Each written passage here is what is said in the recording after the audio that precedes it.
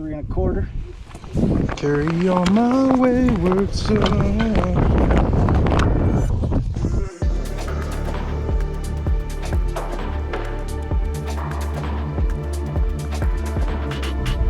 So, have you ever heard that old saying about the first monkey shot up into space? Well, I kind of feel like one of those monkeys right now. So, right now we're on Gull Lake, and we're on a little bit less ice than I feel super comfortable with. So, it's actually not bad. It's like, I don't know, what is this, 3 inches, 4, 3? Somewhere in that 3 inch range.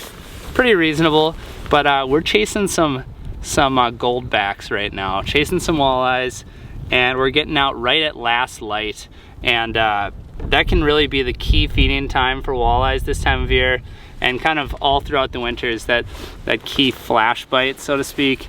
And yeah, we're set up just outside of Weed Edge in 16 foot of water. I'm out here with my good buddies, Brett McComas, who's kind of doing the slow motion walk back there, and Christian Hoffman, who is helping me out holding the camera on this shot.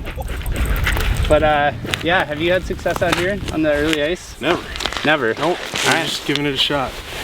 So there was actually a lot of walleyes in this area this fall, and popped a couple holes. There's tons of bait. There's everything you need. Green weeds, feeding flat. I only poked my beardless face in to just say, well, yeah, you people made me do this. It's cold without fish layer. Just gotta hide that chin. There's really good, clear, solid black ice where we're at. I'm more comfortable walking on this than the 3.5 on these lakes that got snow. These bigger lakes locked up the day after we got all that snowfall. And I like being able to see where I'm going. When I hit with that spud bar and chisel, you can see the ice kind of blow out underneath, so you can gauge how thick it is, both with your swing and visual. There's a lot of sense of security because you actually physically can read the ice. I know there were some lakes that were kind of edgy that I was looking at earlier this week, and then we got all that snow, and it was like, well, now I don't know if that edgy part is good now, you know, and you gotta check, and you don't know where the line is, where it goes from the first ice to the new ice. Yeah. It's not a ton of ice, but it's super dark. It's safe. We wouldn't be coming out here. And we chiseled every step for an hour to get here, so a walleye better show up. They chiseled. I showed up late, so I don't know if we're gonna catch anything, but I do know this is a good situation. So we're gonna see if we can put a central Minnesota Gull Lake walleye on the ice for you.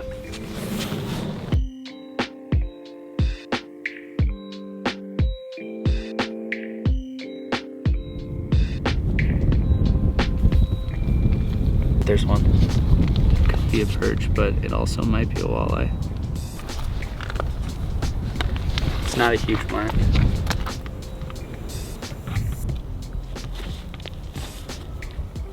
Oh, man.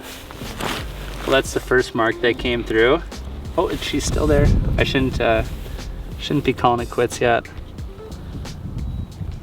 But she did take off pretty fast there.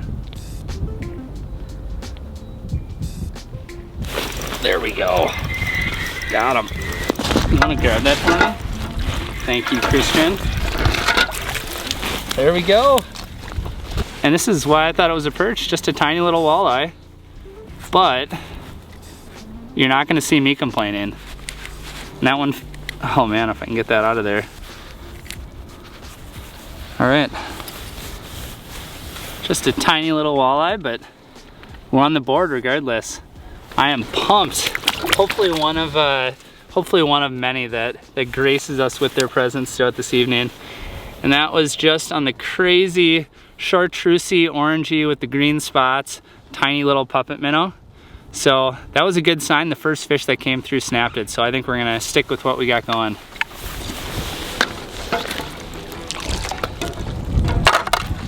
Thank you. Thanks for grabbing the deucer. Sweet. Oh, that might have been a walleye. Just as I say that, I have a mark come up to me. Well, my name's Christian Hoffman. I'm filming in Nick Linder's camera, and I'm selling this footage. If you catch a big one, I'll sell it to you. Deal. That was a walleye. That wasn't a perch. I'm an idiot. Can you say that again? Yeah, well, that was a walleye. I thought it was a perch. Oh, Here he comes. No, I just want to hear that I'm an idiot. I'm an idiot. I'm an idiot. But you know what? I redeemed myself. Oh, it's so small. But you know what? I think it's a walleye. Mission accomplished. That's why I thought it was a perch.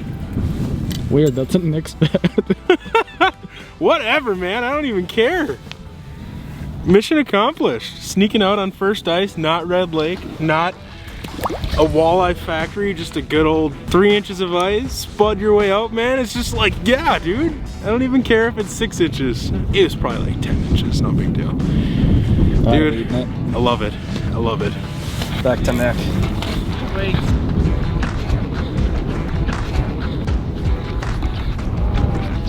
So right now it's like 5:40 and I feel like we're definitely a little late already. So we had 2 walleyes during that key bite period. I had a tiny little one, Brett had a tiny little one, and our buddy Christian Hoffman was running around filming everybody. But yeah, we decided to bump up into the weeds for this nighttime period. You know, realistically, we could take off and call it a night, but instead we're gonna jig up shallow for an hour or so and see if we can catch anything. As you can see right now, we're in 8 to 9 feet of water and there's weeds all over the place. At least that's what my buddy Brett tells me. That's interesting thought. All right, so I think that we are actually gonna call it right here, and this is just another awesome time of fishing with Brett. It's another good, successful trip. Nice, man. Killed it. No, I mean, this is that's just kind of how it goes. You just sneak it out onto like any ice that you can possibly find that's reasonably safe. And so you can't always get to everywhere you want to go, but you know, this is a good fishable weed edge here, and yeah, just another good trip, right, Brett? We proved there's life here. Target species acquired ×2. Yep. Super minuscule bites, but I promise the next time that you come out here, when we can get a little bit more where we want to be and not have a spud bar go straight through the ice on a swing, Yes. there'll be more and bigger fish for sure. And when he says a spud bar straight through on the ice with a swing, let's preface that by saying, like, you have the big boy spud bar. So, dude, that 2-piece, what is it? Rapala chisel 2-piece. Yeah. The angled tip, not a spud bar that's like rounded off. This is like sharp. 2 3/4 inches of ice. I go straight through like it's nothing. And I actually had to check myself because I was like, boom, and it fell through like a normal spud bar that's an inch or less. Yeah. And I measured it and it was 2 3/4, and the next one it was 3 1/4, and I went straight through. 3 1/4 straight through. Man. Yeah, because right now this is just like for reference. This is what we're looking at. So I think that's a good at least 3. Some would call that 6. Some would call that 6. So I guess, long story short, a mildly successful trip. It was honestly just to come out here on just like a classic stocked walleye lake that's not just a stupid walleye factory, and to come out here on super early ice, probably before most anybody. The swans beat us. The swans beat us over there. They're still swimming over there, yeah. But yeah, we hit the flash bite. We slid up in the weeds to try to like go big or go home, get one more big one. Because around here, the super clear water, we can see down in like 20 feet from Zeebs. And outside of that 30 minutes from sunset to dark, it's so hard to get a bite during the day. And after dark even, they shut off unless you slide way up in that 7, 8, 9 foot stuff and get lucky and pluck 1, 2, 3. And they're usually bigger fish, but maybe next time. We gave her heck. We gave her heck, yeah. No, it's by the way too, you guys know that we did some night fishing earlier this past week or so, and I just had stupid problems with lighting. So I got this big camera deal right there, so hopefully that helped. But yeah, I want to thank you guys for watching all the way to the end here. If you enjoyed it, make sure to hit that little red subscribe button down below. And yeah, we're fishing every single day for 30 days in a row. So we will see you tomorrow.